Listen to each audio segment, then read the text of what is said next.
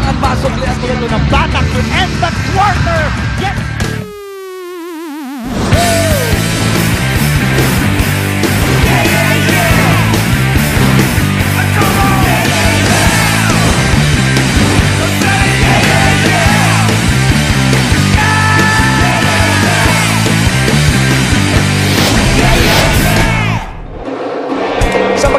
Ng Week 7 ng ika-72 taon ng kauna-unahang ligang pangkolehiyo ng ating bansa. Mula pa rin dito sa loob ng Filoil Flying V Center sa San Juan City.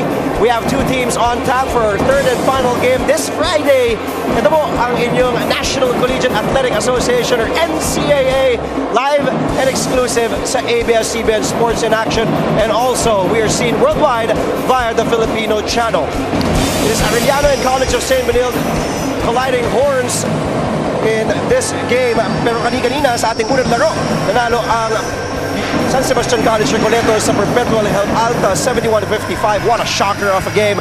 At kanina lamang ay ang San Beda Red Lions nakatakas sa EAC General sa score na 90-82. At yan nga po, maglalaban ang wala pang panalo na St. Benilde Blazers kontra sa 8-2 na Arellano University Chiefs. Hello Pilipinas at sa ating mga kababayan sa buong mundo via TFC. Ako po si Andre Felix kasama ang nag-iisang Olsen Racela. Coach, good afternoon to you. Yes, magandang hapon rin. Magandang hapon sa lahat ng nanonood sa atin sa pagpapatuloy ng round 2 ng NCAA Season 9. Pagkatapos ng ating All-Star break, bakbakan kagad with all our games this week. And to close out this game, of course, people say na yung isang koponan can hopefully have an upset against one team that wants to keep in step with the leaders in the team standings. Oh, yun ang ninanais ng CSB Blazers ngayon, Ray. But as we take a look at our standings right now, magkaharap ngayon dalawang koponan na nasa magkabilang dulo ng ating standings. You have the Arellano Chiefs at the top. Nagnanais na makuha ang solo second matapos nga matalo ang Perpetual kaninang hapon. Nagnanais sila mag-solo second. We must remember, if you end up at the top 2 at the end of the eliminations, twice to beat ka. Malaking bagay yun para sa Arellano Chiefs. Samantalang ang St. Benilde Blazers naman at the bottom of the standings, 0-10. Nakita nga natin earlier na naik ang San Sebastian versus Altas at pinahirapan din ng EAC General sa San Beda bago sila natalo. Ang tanong ito na nga ba ang unang panalo ng St. Benilde Blazers dito sa ating Season 92? Malalaman natin ang kasagutan na yan sa pagkatapos ng larong ito, pero that is something that we should look forward to because we've seen some crazier things in the NCAA. Speaking of also crazy, balikan muna natin, Coach O, yung labanan sa pagitan ng dalawang koponan na ito when they face each other back in July 29 for the round 1 encounter. Gio Lalon and Zach Nichols combined for 30 points out of the 70 scored by the Arellano Chiefs, and the final score there was 70-59. Oh, panalo nga ang Arellano Chiefs yan, 70-59 in a game that was really controlled by the Arellano Chiefs the whole game. Lamang sila buong laro. But ang kapansin-pansin dyan is yung inside points. This is the one bright spot that the CSB Blazers can really take advantage of. You think about inside points, lamang sila dito sa game na to. On your screens makita natin 46 to 40 inside points in that game. Lamang ang CSB Blazers. And they were led by Christian Farito with 20 points and 12 rebounds. Like I said, yan ang pwede nilang pagtuunan ng pansin dito sa laro ito. But ang problema nila dun sa game na yan was their shooting, perimeter shooting, outside shooting. They were 0 out of 12 from the 3-point area. Isang malaking problema na kailangan nila improve compared to the Arellano Chiefs, who were led by perimeter players.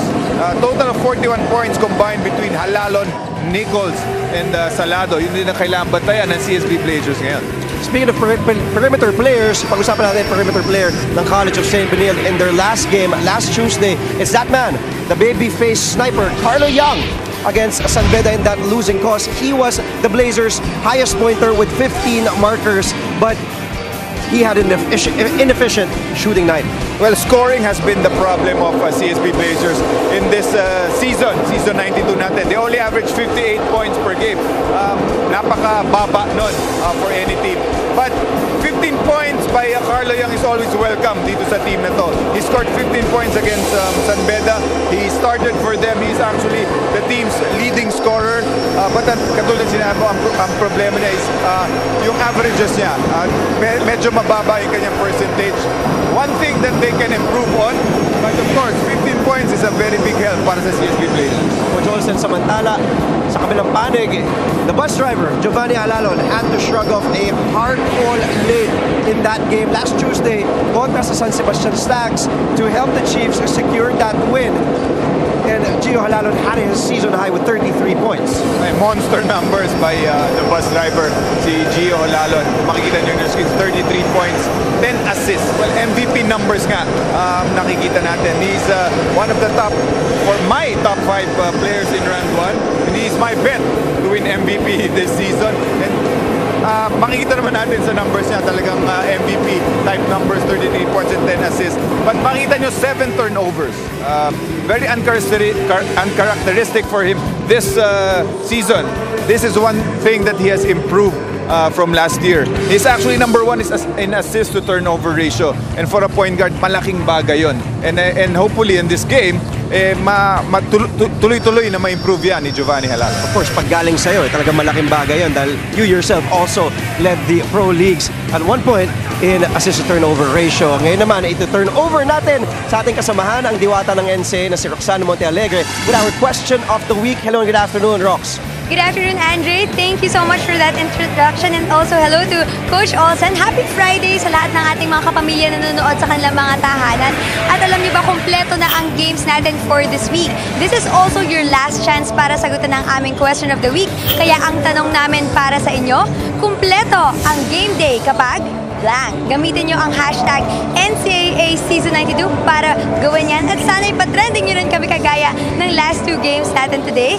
At pwede nyo rin i-tweet yan sa ABS-CBN Sports sa kanilang official Twitter account. At pwede nyo rin kami itag nila Coach Olsen at Andre para sagutin ang inyong mga tanong. Andre, Coach Olsen, ano bang sagot nyo dyan? Sino ba ang nagpapakompleto ng game day nyo? Coach Olsen, ikaw. Kompleto ang game day mo kapag? Kompletong game day ko pag nananalo yung mga underdogs. Kanina nanalo underdogs. I'm not hoping for a CSB win today, pero marami ang nag-hope na manalo nga ang CSB ngayon. Ikaw, Roxanne, ilang beses na kita tinanong, ano bang sagot mo ngayong Biyernes? Kompleto ang game day mo kapag? Ako naman, for today, hindi na muna kita bobolahin na Andre. Buti naman. Bobolahin ko yung lola ko. Kasi kompleto talaga ang game day natin kapag nanonood ang ating mga pamilya. Lalo na yung lola ko, she's 82 years old. Lola Belen, hello din sa mga taga Marinduque. Hindi pa siya nakamiss ng isang game at nanonood siya araw-araw sa atin. Maraming salamat, Roxanne. Ako, bubulahin kita. Kompleto ang game day namin ni Coach Olsen. Kapag nandiyan ka lang nakantabay, babalikan ka namin mamaya-maya lamang sa aming pagbabalik din ni Coach Olsen Rosella at ni Roxanne Montealegre. Ito na po ang pangatlo at huling laro ngayong araw sa ABS-CBN Sports in Action. Kayo po ay nakatutok sa NCAA Season 92, 10 kulay, isang laban. And Sports in Action as we bring you the final game this week in the senior division of your Season 92 NCAA. Let us now meet the starters, beginning with the College of St. Benilde Blazers. Off guard number 11, Carlo Young. Point guard number 23, Gerard Gastor. At center, number 19, Christian Pajarito. Power forward, number 16, Edward Dixon. And at forward, number 0, Yankee Haruna. Head coach of the Blazers, Gabby Velasco. And now, the starting 5 for the Arellano Chiefs. Power forward number 10, Dioncy Holtz. Forward number 18, Graniel Vilonia. Center number 26, Lervin Lones. The off guard number 5, Brian Mecca. And the point guard number 6, Giovanni Halalon. Head coach of the Chiefs, Jerry Modiniera. The referees for game number 53, Michael Tolentino, Rico Todd, and Salvador. Good afternoon mga kapamilya, magandang hapon po sa lahat ng mga kapamilya natin at daghang salamat sa inyong panonood sa mga kapamilya sa Visayas at sa Mindanao. Maayong hapon sa inyo tanan. Naimbag nga aldaw yung amin sa mga Ilocano at mayap agad panapon po kay kongan sa mga Kapampangan. Starting 5 for both squads. Usual starters, Gio Halalon, Brian Mecca, Lervin Flores, Yon si Holtz and Rainiel Viloria will start along with, para naman sa College of St. Benilde, it's Castor, Pajarito, Young, Dixon, and Haruna. Andre Felix kasama si Olsen Racela. Arellano in blue. College of St. Benilde in white and green. Ating mga opisyalis, Michael Tolentino as Gio Alalo starts off this game with a yes para sa tres. And he is still hot from last Tuesday's game, Coach. Off the backboard. Di ko alam kung tinawag yun ni Giovanni Alalo. Pero 3 points pa rin yan para sa kanila.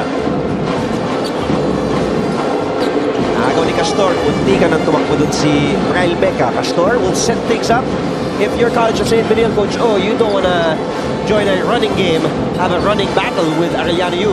Yes, tama ka doon, Dre. And it is also important for them to start strong. Pag maagang mawala or maagang lumabang itong Arellano, mahirap na habulin itong ganitong klaseng koponan. Yun yung nangyari. Yung huling beses sila nagharap. Halalo na again. That time, he misses. Foul, loose ball.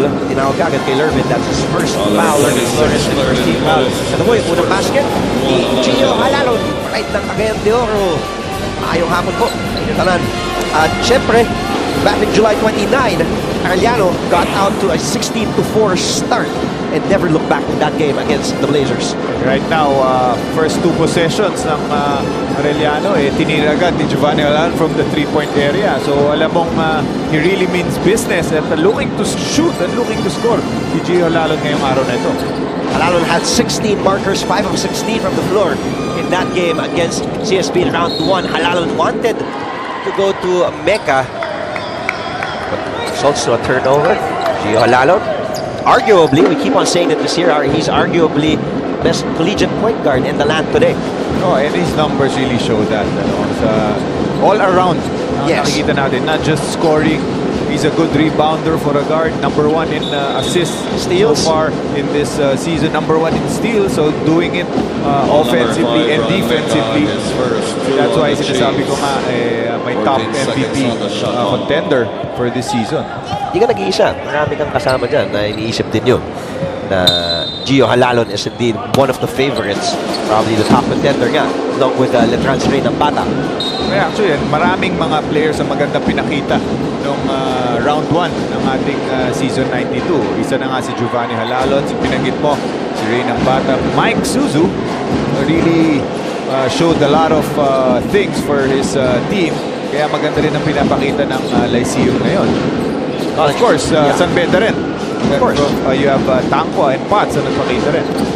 Fortunate news though for Donald Tangkwa as we take a look at Haruna to Young for 3 and the babyface sniper knocks it down. Ilista mo na ang unang yes para sa 3 ni Carlo Young. Touchdown, Giovanni Ang bilis rin ang sagot ng Arellano after 3-point basket ni Carlo Young.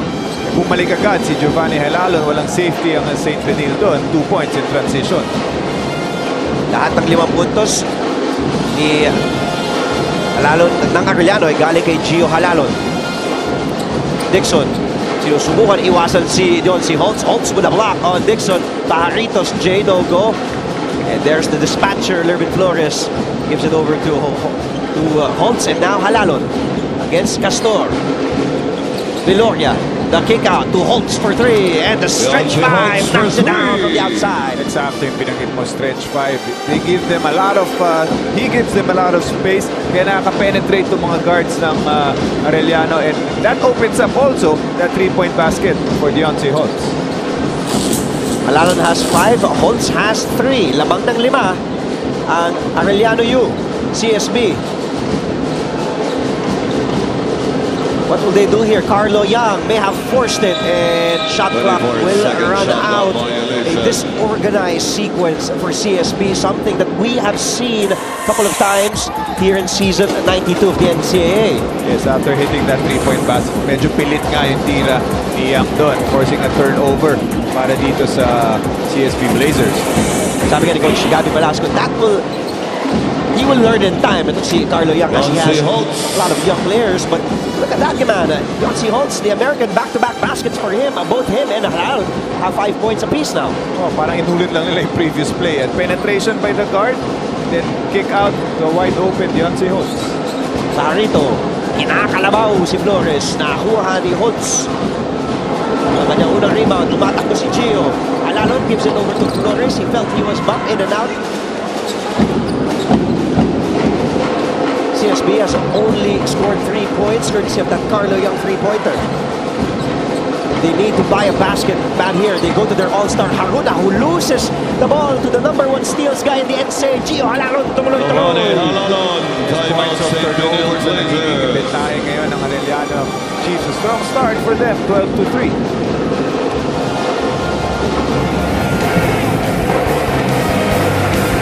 Muna ni Coach Gabby Velasco, kahit wala pa silang napapanalong laro, talaga namang positive energy pa rin ang nararamdaman, lalo na kayo na sa dugout. Palagi nga silang nagbibiro na kapag nanalo sila, isang malaking celebration na to at magbababonfire na sila. Samantala naman, sa kupunan ni Coach Jericho Daniera ng Arellano Chiefs, it's all serious business kanina. Meron pa nga siyang binigay ng mga handouts sa lahat ng kanyang team members, profiling ang kanilang kalaban. Sabi nga niya, do not play with fire. You cannot let the other team, you cannot take them lightly, and you have to expect the unexpected, and you have to keep Pajarito out of the equation today and dictate the tempo. Gentlemen? Pushing ball number 6, Giovanni Halalon. Talaga magbubonfire yan. Baka maka-absent ng College of St. Benilde sa Arellano University, Coach. Pero nakita mo nga yan ang game plan ni Coach Jerry Daniera. You cannot take this team to St. Benilde lightly. And sinabi nga niya talagang pagtutunan nila ng pansin. Ito si Christian Pajarito na so far hindi pa nakakashoot sa game na to. That's right. Christian Pajarito is the leading scorer right now of College of St. Benilde. Sumunod si Carlo Young. Rahil Meca with a reverse kinabos. Pupunta kay Dixon, who gives it over to the Phil-American Yankee Haruna against the American John C. Holtz. What a move! Using the left hand, Yankee Haruna for his first 2 points. Ang ganda ng layup nun against the outstretched arms of Deontay Holtz. Linipat pa sa kaliwang kamay. Isa sa mga strengths talaga ni Yankee Haruna, his athleticism and his leaping ability. Slam dunk champion in this year's All-Star festivities. Castor, hinahabol ni Viloria, the kick out to Young. And former King Blazer, last season's leading scorer for the Blazers, as we see Dixon score there for their 7th points here in the first quarter. Tingnan natin ang tweet ni Jonathan Gray, kompleto ang game day. Kapag manalo ang Blazers ngayon, let's go boys. Ayaw niyan, magandang hapon sa iyo, Takatan, at sa mga nanonood sa atin dyan sa Laguna. And also, sabi naman ni I am Dome Fox, hindi ko masyado mabasa, pero kompleto ang game day ko kapag magharap muli sila Coach Hammer at Brandon Vera laban AU. Ako hindi kompleto si Hammer. Nagsayo-sayo si Hammer. Yung pinakitaan sila ng Raver Cruz ng All-Star Week. Yun ang naging kompleto para sa mga manonood natin. Ito naman, kompleto ang game day ko kapag manonood ka kahit puyat galing sa work. Kasi si Idol na Big Alls at @Andre_Felix, maraming salamat sa iyo, Lance Rafael. Keep on tweeting us using the hashtag NCAA Season 92 and also at ABS-CBN Sports, at the Big Alls, and at @Andre_Felix. And how about Pajarito there? Scoring and also getting the foul. He will head to the line for a bonus free throw. Mukhang swerte nga si Jonathan Gray. Matapos yung mag-tweet, ito humahabol na itong CSB Blazers down by 9. Early timeout for Coach Gabby Velasco. At ngayon humabol na. At ito nga inaasahan natin, ito si Christian Pajarito, nakashoot na para sa Blazers.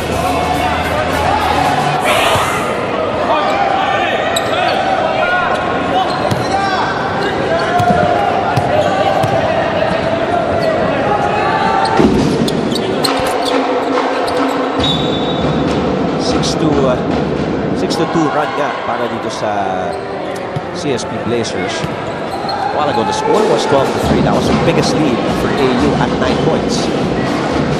Melvin Flores had to go to the bench with his 2 early personal fouls. Zach Nichols na sa loob na. At si Ken Salado, pinahinga na rin ni Coach Jerry Codiniera, si Gio Halalon, Viloria. Iniiwasan si Castor. Here's Holtz. Inagawa ni Dixon. Gives it over to Pajarito. Hinihingi ni Young. Inahabol ni Holtz si Pajarito. Umatake si Dino San Juan. Last touch ng isang naka-asul. Kaya ang bola ay mananatili sa College of St. Benilde, while Donat Umaru comes in for the first time. Papalitan niya si Craniel Viloria. Talking about the bench players, ito na. Both teams really going to their bench. Your second 5 actually Ito na, Julius Cadavis in. Nabanggit ko nga, Ken Salado, Nichols. Gumaro is also inside for Arellano right now. Samantalang sa Blazers, may pinasok na rin si San Juan at si Castor. Young, umatake, the kick out to Dino San Juan. Then to shoot. Carlo Young doesn't hesitate. He fires away to no avail, and a loose ball foul ang itatawag kay Christian Pajarito. Unang personal yan ni Pajarito, pangalawang team foul ng CSB. Salado now manning the point guard position. The kick out to Gumaro for three. Yes! Para sa tres! Fernando Gumaro.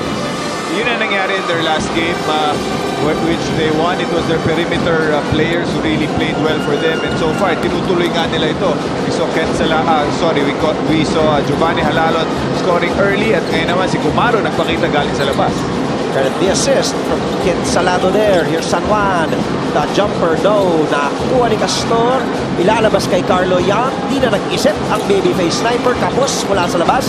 And Castor with a fresh 14. Calling the short play on this point guard of CSB. Castor. Umatake, nakahanap ng buwang si Gerald Castor. Maganda yung seal doon ni Dixon and opening up that lane para dito kay Castor. It was like parting the Red Sea for Gerald Castor, but they still trail by 6. 17-11 in favor of Arellano.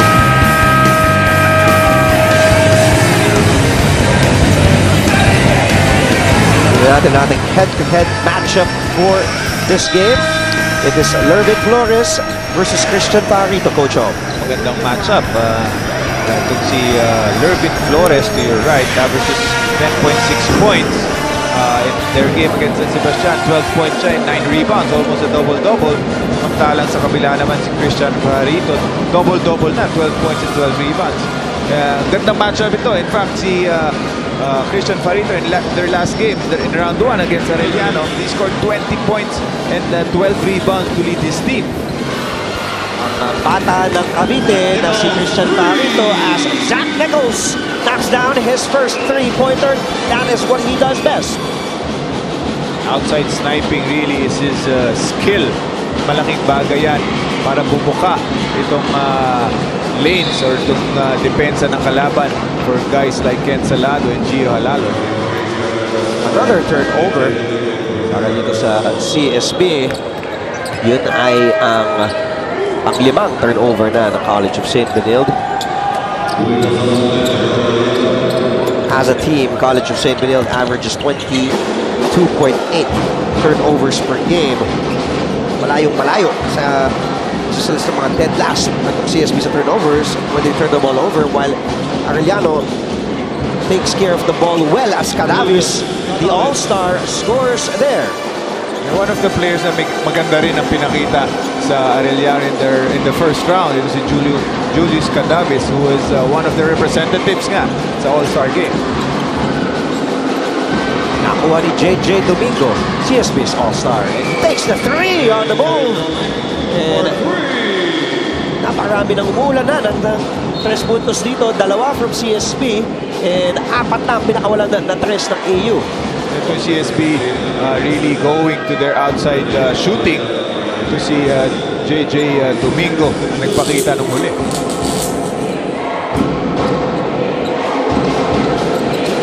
Chiefs are 4 of 5, 90%, 2 of 4, 50% naman ng Blazers from 3-point territory. Salado. The jumper by Ken Salado, wala. Tinapik ni Cadavis. Back to Salado. The kick out to Nichols. Another 3. That time, long rebound goes to San Juan. Over to Pasamante. Domingo. Humihit. Cadavis gives it over to Gumaro. Tumatakbo na naman ang Arellano University. Gumaro to Salado. Yes! Salado. Very well run fast break para sa Arellano. They had the number 4 against 2, ending in with that layup by Ken Salado. And the teams leading by 10 points or more at the end of the first quarter are 6-0, undefeated. this season in the NCAA. Pinapakita lang yan na pag ang importansya ng a very strong start. Pag maganda ang umpisa mo dito sa NCAA, mahirap ka nang habulin. That interesting fact remain true in this game. We will find out as Arellano sits on top of CSB by 10, 24-14, Coach O, at the end of our first 10 minutes of play. Early start para dito sa Arellano Chiefs. But tignan nga natin kung makakahabol itong CSB Blazers. The bus driver, Gio Halalon, with 7 of the 24 whopping points of Arellano here in the first quarter. Some highlights we are seeing here. Donald Gumaru and also chipping in with his three-pointer there. Then Salado to the Phil Canadian gunslinger. Second quarter coming up sa aming pagbabalik dito lamang sa NCAA Season 92.